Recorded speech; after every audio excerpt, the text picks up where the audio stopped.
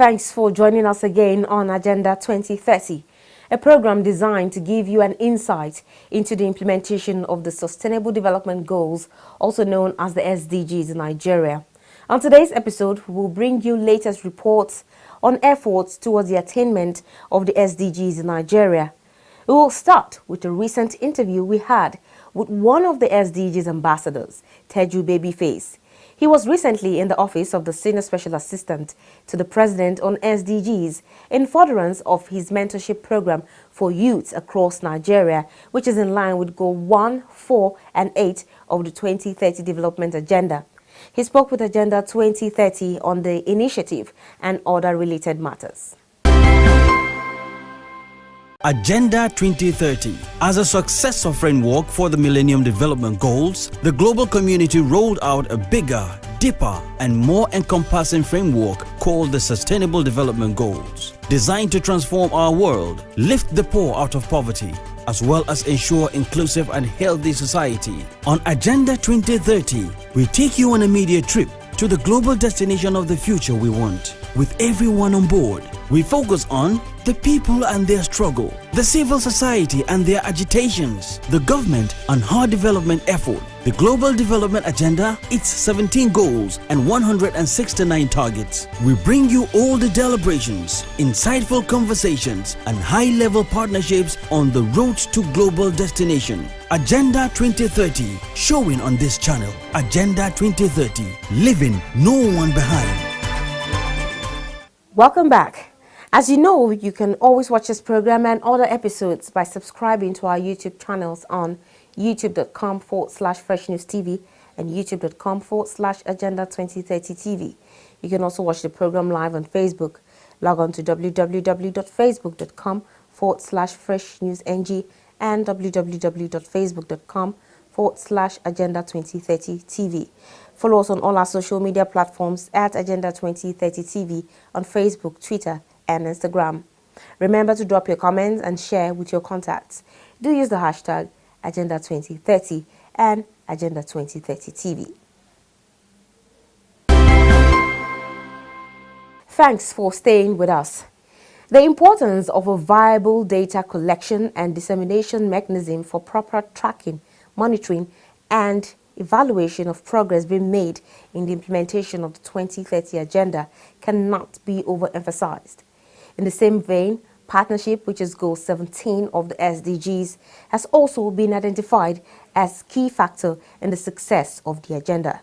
It was against this backdrop that a research delegate from Aid Data at the College of William and Mary, USA, paid a courtesy visit to the office of the Senior Special Assistant to the President on Sustainable Development Goals on issues of credible data necessary for strategic planning and implementation of the goals global agenda, as well as for benchmarking progress made.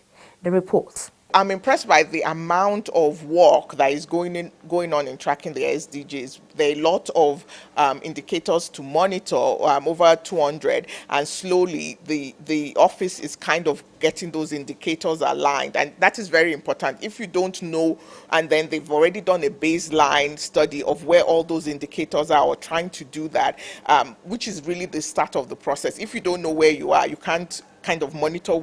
You won't know how things have changed over time. The implementing ministries and agencies are going to have to mainstream the SDGs, but it might be better for each agency to kind of pinpoint what is the program in their budgeting that is actually SDG related, so that it's not diffuse. You want it to be mainstream and diffuse, but then there's no way to monitor that, because then it says when it's everything sometimes.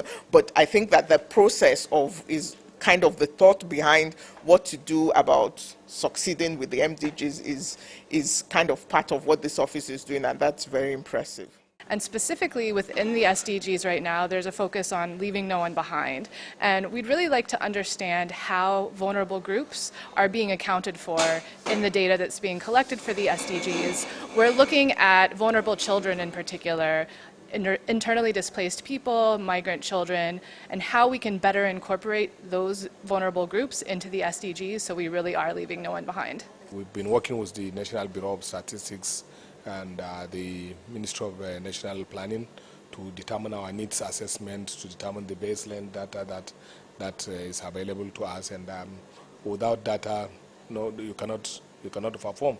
So for the SDGs, data is everything, and I think it is worth the while. We now bring you the interview with Teju Babyface, one of the celebrity ambassadors of the SDGs. Well, the key word in what we're doing is mentorship. So it's the Mentorship Foundation Africa. The key word is not foundation. And as important as Africa is in that name, it's still not the primary word. The primary word there is mentorship. Africa just qualifies the word mentorship. So if I had to give one advice to any young person, I'd say look for a mentor. The mentors that I had were able to groom me. I mean, where would I be without the mentorship of Basoj Taria Jr. and Ali Baba and Richard Mufedamijo and Tadio Gidon, Sam Adeyemi, Leke Olda, Femi Paul, and all the people who have mentored me. I mean, so what we're trying to do now with Mentorship Foundation Africa is to give a formal structure to the idea of mentoring. But what you should have done before now, if you hadn't done it, was look for a mentor. And even when you come to our foundation and we train you, we'll still advise you to get a mentor. You need people who have succeeded in whatever field they are to tell you and to show you how to succeed. Doesn't matter your field.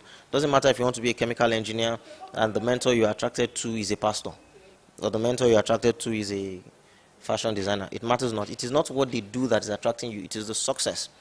The tenets and the fruits of success are the same. So it doesn't matter whether your mentor is doing something different from what you're doing. It is the success that they have achieved that attracts you. So that is our advice for you. That's what I was able to do even without knowing that was what I was doing. I was able to identify and then pursue building relationships with my mentors. As part of your mentorship program so far, even though not directly with the academy, you wrote a book which is Secrets of the Streets. Yeah. There you brought up so many things that could help some of the people, young youths who wants to excel in some of their various endeavors. Yeah. What's one secret would you want to share with Nigerians that's you keyed into while you were growing up, that stood you out, that took you to this very level that you are now? One major secret. Oh, well. I guess even in my wildest days, I was never too far from God. I always felt like there was a call on my life to do something impactful. I mean, even as a primary school child. I mean, so I guess you need to not stray too far from your inner man. There's always a voice inside you that speaks. It never keeps quiet. It keeps quiet sometimes, but it's always there at major junctures in your life. You need to listen. I could easily have told you as a child that my living will probably be made from speaking to people and impacting people, even though I didn't know what it was. So I always had this sense. I guess what I'm saying is I always had a sense of destiny. And it's important that you have a sense of destiny too. You're not just here existing and just waiting for somebody to help you. There's a reason why you're here. You must have a sense of a bigger picture, a sense of destiny as to why you're here. There's a reason why you're in Nigeria. Talent and education, which is most important to you? Well, education, because everybody has talent. That's like saying eyes and education. Which one is more important? Everybody has eyes. Everybody has talent. You're not born talentless. It's impossible. It's an impossibility. So it's education that is important. During the last World Environment Day, which had as its theme Beat Plastic Pollution, the United Nations Secretary General Antonio Guterres admonished people around the world to protect the environment and support initiatives that will guarantee a clean and healthy environment for all.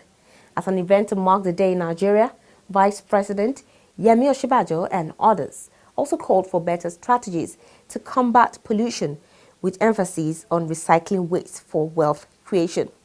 A clean, healthy and sustainable development has its roots in Goals 6, 13, 14 and 15 of the Global Goals for Sustainable Development. At the event was this environmental artist whose organization, One Environment, is involved in converting waste materials into visual artworks. He told Agenda 2030 crew how waste can be transformed to wealth as against constituting environment pollution. What exactly have you been doing practically to ensure that the planet is protected and preserved for human habitation? Well, for me personally, I'm an environmental artist. By being an environmental artist, what I do basically is to use waste as we call it, to repurpose them into visual artworks that interact with the public, like the plastics, like papers, like woods and all that. I repurpose them, metals, found objects. I repurpose them into visual artworks that people, because you can say a lot about environmental issues, climate change, speak all the English, all the grammar, and if people don't see, if people don't realize it, you are losing a whole lot of communication. Yeah, if people don't visualize. So for us, what we do is to use art as a medium to interact with the public. And in terms of practical project that we've done with One Environment, for last year, we did quite a lot of cleanup exercises. We've traveled around the world and teaching kids in schools about recycling, upcycling, environmental, waste management, because that's one thing that we lack in our curriculum in school. For me, in my age when I was growing up, we don't have any education on environmental management. But what we do now is that we have volunteers. I also volunteer myself, go to schools, spend a couple of weeks in schools, teach kids how to properly dispose waste or how to upcycle some of the waste they generate both at home and in school. And also last year we started a project where we planted almost about 5,000 trees in Jabi district of Dede, which also had a lot of our partner organizations, embassies, local and international organizations coming together. We all go plant these trees together. We've cleaned up communities, the National Children's Park and Zoo, we've cleaned them up. We've also cleaned up GB community, and we always drive community engagements where when we clean up, we teach the communities, especially the women and the youths, how to use the waste that they generate in their communities to create something of value. Like the leather bags, we teach them how to upcycle leather bags and turn them into something that they can sell. Like papers, we teach them how to use papers to create jewelries and all that. So it's all about sustainability, because if you're talking about sustainability and you are not teaching or transferring skills on how to sustain the environment, then you're missing a lot, because you can clean up an environment and you don't teach them how to sustain that cleanup by using the waste and even by disposing properly. Next year when you go back to that same community, you actually will find it more dirtier than you've cleaned it up. So what we do with our project is to try to engage the community and teach the women, because they're always the ones more vulnerable, and the kids, on how they can actually properly make use of the waste that they generate in their communities. Okay, so has there been any feedback? Yes, there's always a feedback, because we don't just do projects and then we go away. We do projects that is that are purely sustainable, whereby we go back to these communities from time to time to look at what is happening. Like when we plant trees, there was an experience that we had where we plant trees that you have like cows, you have like goats, eating off these trees that you've planted. So we've got the communities to get committed by way of telling them, look, if we come back in maybe in a couple of weeks and these plants are not there, then we won't be able to keep training the women and the kids. And then because they've seen the benefit of our skill transfers to the women and to the kids, they wouldn't want those plants to die. So we always have a buy-in from the communities, whereby we try to make them actually sustain, to take ownership of these projects. Ours is to drive the initiative, to help them implement them, but then they take over the ownership by making sure that these trees grow. If they don't grow, then we back off from training them, because the whole essence is that we give you, we empower you, and then you carry on from where we've been able to have our own input. Do you feel you could do more if you have some level of partnership, maybe with the private sector organization, with government, and maybe more other people coming into this with you? Yeah, because the whole idea about us having one environment is one effort, one energy, one concerted coming together to drive this initiative. And why it has been very successful is because of our partners. So absolutely, we will do more if we get more buy-in from people, both from the private, from the government. That's why we've been very successful for the past few years we've been on. I mean, we have people, like I've already mentioned before, people coming from outside the country, people coming from even within Nigeria, from different states, and we all come together within this particular period to share ideas, synergize energies, ferment our energy to create something bigger.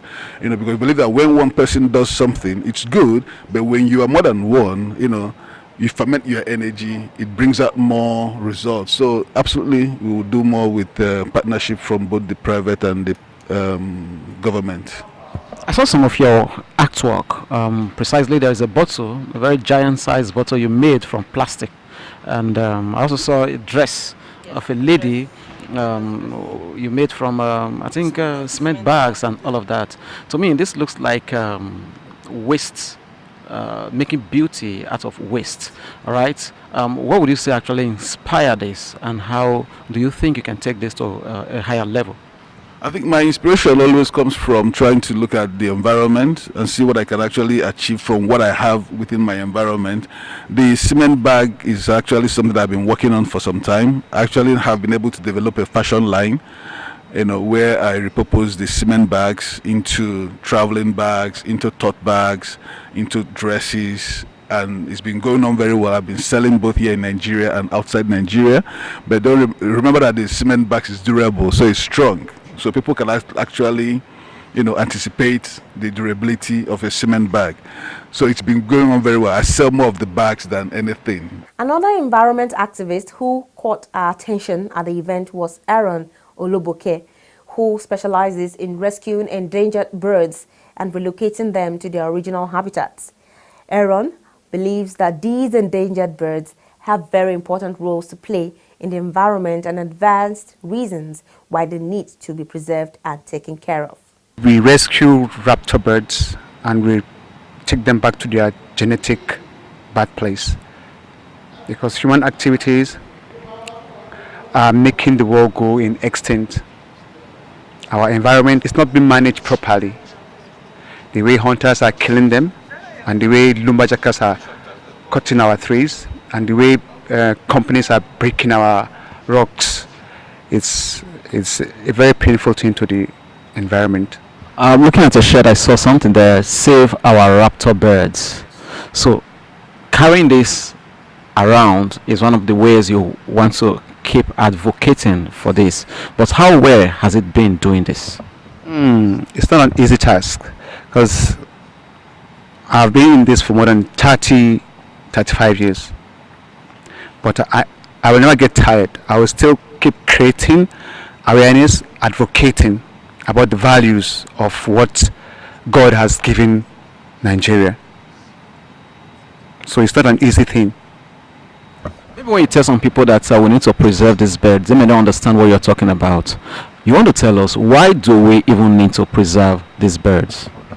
First and foremost is to balance our ecosystem, because when we keep killing them, we don't know their value, the food chain will not be balanced, and it's going to affect human nature in the future.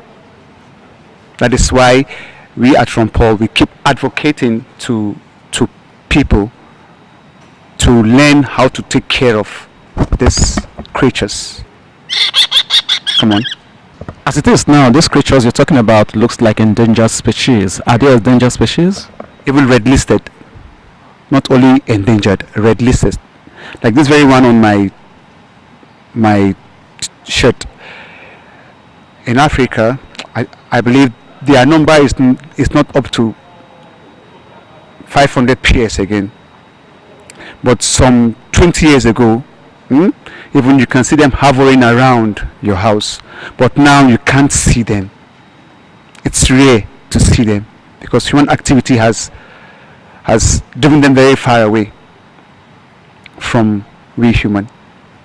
In practical terms, how best do you think we can preserve these birds? Thank you.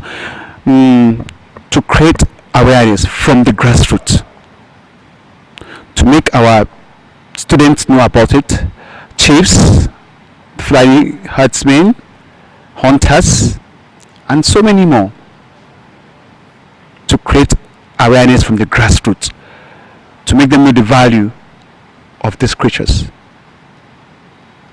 Why do I have to preserve this bird when I can have it for food? You can have it for food, but you are actually eating your own flesh, because they have a purpose on earth. Their being existing has a meaningful. What I mean to say is, they have their own role to play in human nature. So if you have them for food, you are killing yourself. You are eating your own flesh. That is why we are advocating that Nigeria should please stop hunting, the act of hunting animals as bushmeat. The way they cut trees for firewood without planting any other one. So if you say you can have it for food, well, to me, they do have it for food. But I'm telling you strongly that you are eating your own flesh while you are alive. Which is worse in terms of how we have tried to eliminate these birds? Is it the lack of awareness, or maybe poor regulations and enforcement, if there are regulations in place? Both lack of awareness and regulation and enforcement. You can see in Abuja here, near Open University, you will see hunters displaying endangered species as bushmeat here in our capital, and people patronize them, buy it and use it as bushmeat. But those animals have a role to play. So I'm trying to let the government do something about these animals that we humans doesn't have respect for. The only thing we know is to kill them and to eat them. We don't know why God has created them. Have you been talking to governments, and what has been their responses? Yes, my memorandum was being noted at the just concluded NCE in Abeokuta. So I thank the Minister for Environment that he has given me a chance to make sure that I keep advocating on global concern on disappearing species. There are advantages. If we take care of them, there will be job creation. We will boost tourism, educational purpose, scientific research, and so many other more. Nigeria will continue to support the United Nations in all its efforts, including the attainment of the 2030 Agenda for Sustainable Development. I thank you. Agenda 2030, showing on this channel. Agenda 2030, leaving no one behind. Remember, you can always watch this program and other episodes by subscribing to our YouTube channels on youtube.com/FreshNewsTV and youtube.com/Agenda 2030 TV. You can also watch the program live on Facebook. Log on to www.facebook.com/FreshNewsNG and www.com/Agenda 2030 TV. Follow us on all our social media platforms at Agenda 2030 TV on Facebook, Twitter, and Instagram. Remember to drop your comments and share with your contacts. Do use the hashtag Agenda 2030 and Agenda 2030 TV. And that's our package. Thank you very much for being part of the program. I am Toyin Nkamian John. See you again next week. Bye.